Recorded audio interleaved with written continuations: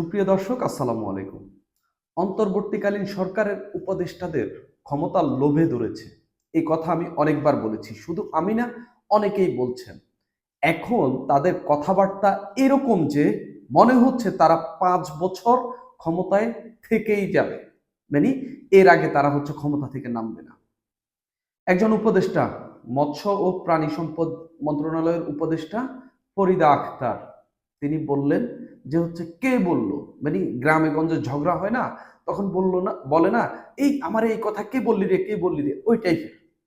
তিনি বললেন, কে বলল আমরা অনির্বাচিত, মানে এটা বলা যাবে না। তিনি কোন মুখে বললেন তারা নির্বাচিত? কিভাবে তারা নির্বাচিত হয়েছেন? তাদের নির্বাচিত হওয়ার, মানে তারা যে নির্বাচিত বলেন নিজেদেরকে, এটা তাদের এক ধরনের ব্যাকআপ আছে। তারা বলে যে ছাত্র জনতা অভ্যুত্থানের মধ্য দিয়ে তাদেরকে নির্বাচিত করেছে। খুবই ভালো কথা, মানলাম আপনার কথা ফরিদা আক্তার।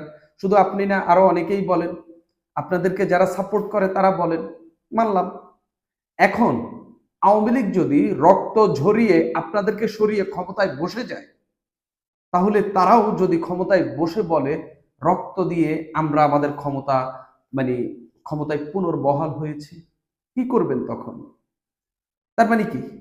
ক্ষমতা, মানে পেশি শক্তি, তারপরে রক্ত ঝরিয়ে, তারপরে একজন আরেকজনকে ক্ষমতা থেকে নামালেই ক্ষমতা এক ধরনের বৈধতা পেয়ে যাবে। এই প্রশ্ন করা একেবারেই বাহুল্য হয়ে দাঁড়িয়েছে। এখন বাংলাদেশে বর্তমানে সবচেয়ে বড় রাজনৈতিক শক্তি বিএনপি। বিএনপি যদি চায় এই সরকারকে উৎখাত করা, এই অন্তর্বর্তীকালীন ডক্টর মোহাম্মদ ইউনূসের সরকারকে উৎখাত করা সর্বোচ্চ একদিন বা 2 দিনের বিষয়। তো বিএনপি যদি তাদেরকে উৎখাত করে বলে যে আমরাও আপনাদেরকে পেশি শক্তি দিয়ে উৎখাত করেছি, পেশি শক্তির মাধ্যমে আমাদের ক্ষমতা নতুন সরকারের বৈধতা দিয়ে দিচ্ছি, কি করবেন? বুঝে শুনে কি ফরিদা আক্তার এই কথাটি বলেছেন? তিনি আরো অনেক কথা বলেছেন। উনি চিন্তক, তারপরে রাজনৈতিক ধারাভাষ্যকার, তারপরে বুদ্ধিজীবী ফরাদ মাজারের স্ত্রী এই ফরিদা আক্তার।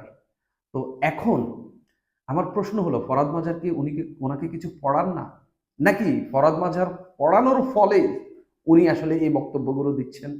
ফরাদ মাজার নিজেই বলেন যে এই নির্বাচন দিয়ে গণতন্ত্র প্রতিষ্ঠা করা যায় না, নির্বাচন দিয়ে লুটতরাজ বসানো যায়। তিনি যখন নিজে এই কথা বললেন, তার স্ত্রী আর কত ভালো কথা বলবে? তিনি বলছেন, কে বললো আমরা অনির্বাচিত? একটু ফরিদা আক্তারের কথাগুলো একটু পড়ি, মানে খুবই ইন্টারেস্টিং তার কথাগুলো, কত যে বাজে কথা তিনি বলতে পারেন। তার কথায়, তার এই বক্তব্যের একটি কথাও মনে হয় নাই তিনি বাংলাদেশের সব মানুষের সরকার বা বাংলাদেশের সব মানুষের মন্ত্রণালয়ের উপদেষ্টা। তিনি মনে হয়েছে একটা নির্দিষ্ট সংখ্যক, যারা শুধুমাত্র এই শেখ হাসিনার পতনের আন্দোলনের নেতৃত্ব দিয়েছে, তাদের সরকার তিনি।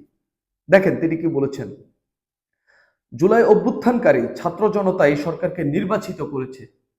জুলাই অভ্যুত্থানকারী ছাত্র জনতা কি দেশের সব? আচ্ছা, যেদিন শেখ হাসিনার পতন হয়েছে সেদিন ঢাকায় কত মানুষ ছিল? আমি ধরলাম সর্বোচ্চ 20 লাখ। সারা দেশে আনন্দ মিছিল কতজন করেছে? আমি ধরলাম সর্বোচ্চ 5 কোটি, 7 কোটি ধরলাম। দেশে যে বাকি আরো 11 কোটি মানুষ রয়েছে, সেগুলো সরকার নয় কি? আপনি তাদের সরকার নয়? আরো বাদ দিলাম, যাদের পতন হয়েছে আওয়ামী লীগের নেতাকর্মীদের সরকার আপনি নয়? নাকি তাদের দায় দায়িত্ব আপনি নেবেন না?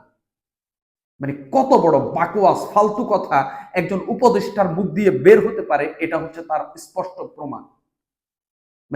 ফরিদা আক্তার তিনি তো যখন শপথ নিয়েছিলেন, তিনি বলেছিলেন তিনি এই দেশের সব মানুষের জন্য কাজ করবেন। তা আপনি জুলাই আন্দোলনে যারা নেতৃত্ব দিয়েছে সেই ছাত্র জনতার জন্য কাজ করছেন কেন? শুধুমাত্র আপনাকে কি সেটার জন্য এই পরম পবিত্র দায়িত্ব দেওয়া হয়েছে?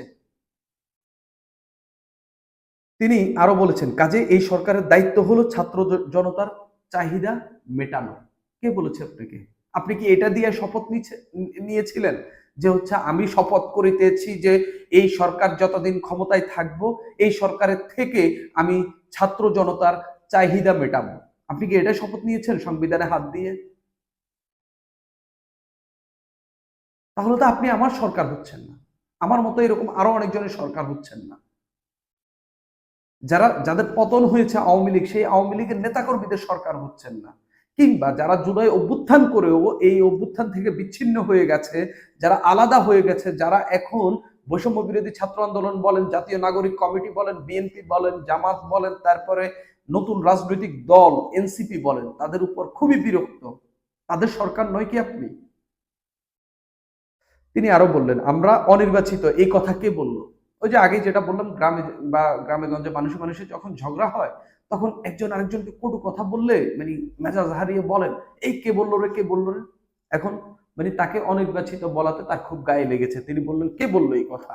আমরা তো ছাত্র জনতা, এই আমাদেরকে তো ছাত্র জনতা, যারা নাকি এই পরিবর্তনটা এনে দিয়েছে, তারাই রাষ্ট্র গঠন করেছে, তারাই সরকার গঠন করেছে, তাদের দ্বারা নির্বাচিত আমরা, কাজেই আমাদের দায়িত্ব হলো তাদের চাহিদা মেটানো। কত বড় স্টুপিডিটি! মানে এই কথা বলার পর তিনি আর এক মিনিটও আসলে ওই চেয়ারে বসার আর কোনো যোগ্যতা রাখেন না। তিনি তার শপথ ভঙ্গ করেছেন।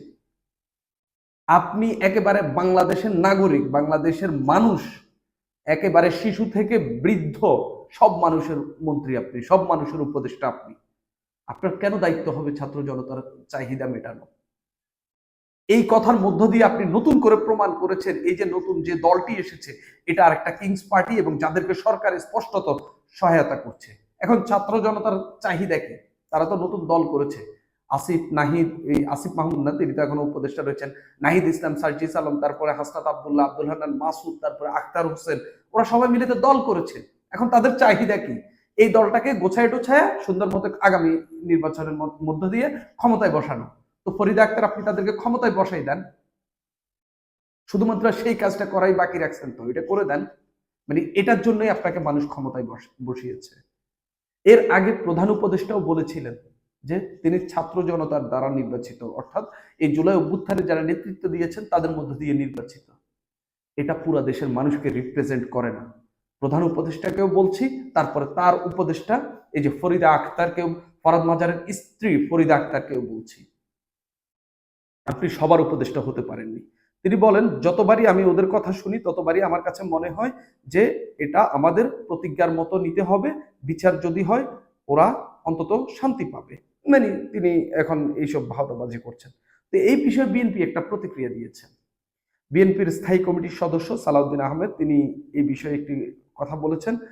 তিনি বলতে চেয়েছেন মূলত হচ্ছে এই যে সরকারের কোনো কোনো উপদেষ্টা এখন হচ্ছে মানে ক্ষমতায় থাকার লোভে এসব কথাবার্তা বলছেন। তিনি ফরিদা আক্তারের এই কথার সমালোচনাও করেছেন। তিনি বলেছেন যে হ্যাঁ, কালকে আমাদের ফরিদা আফা মানে তিনি তার কথা বলছেন যে তিনি তার মানে এই ফরিদা আক্তার তার অত্যন্ত প্রিয় একজন মানুষ।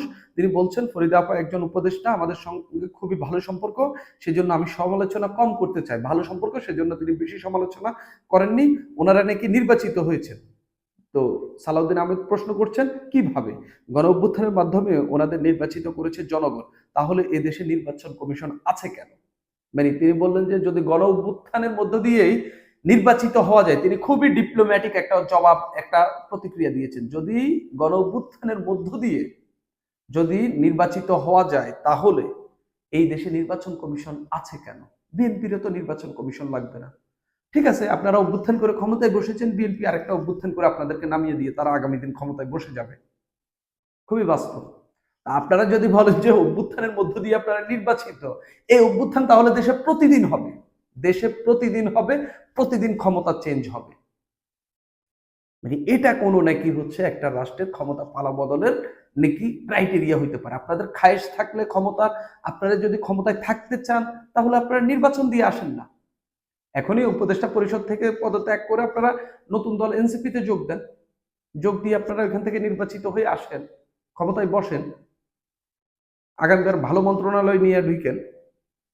তিনি বলেন রাস্তা, এই সালাউদ্দিন আহমেদ বলছেন ফরিদা আক্তারের বক্তব্যের পরিপ্রেক্ষিতে, রাস্তায় গণ অভ্যুত্থানের মধ্য দিয়ে যদি সরকার পরিবর্তন হয় সেটা অবশ্যই এই দেশের মানুষের কামনা, কিন্তু একটা নির্বাচিত সরকারের বিকল্প তো আপনারা হতে পারেন না, আপনারা অবশ্যই অনির্বাচিত, সেটা আপনাদেরকে প্রতিদিন স্মরণ করিয়ে দেব। সালাউদ্দিন আহমেদ একেবারে স্পষ্ট কড়া ভাষায় ফরিদা আক্তারকে কাউন্টার করছেন। তিনি এখানে আরো একটা কথা বলেছেন, সেটা হচ্ছে স্বরাষ্ট্র উপদেষ্টাকে। আমাদের স্বরাষ্ট্র উপদেষ্টা কয়েকদিন আগে আমি নিজেই আমাদের চ্যানেলে ভিডিও দিয়েছি, তিনি বলেছিলেন যে হচ্ছে তিনি নাকি এখন রাস্তায় শুনতে পান মানুষ নাকি এই সরকারকে 5 বছর ক্ষমতায় চাচ্ছে। তো সেই কথাই সালাউদ্দিন আহমেদ, আমি যে কথা বলেছি সালাউদ্দিন আহমেদ আমার সঙ্গে সুর মিলিয়েছেন।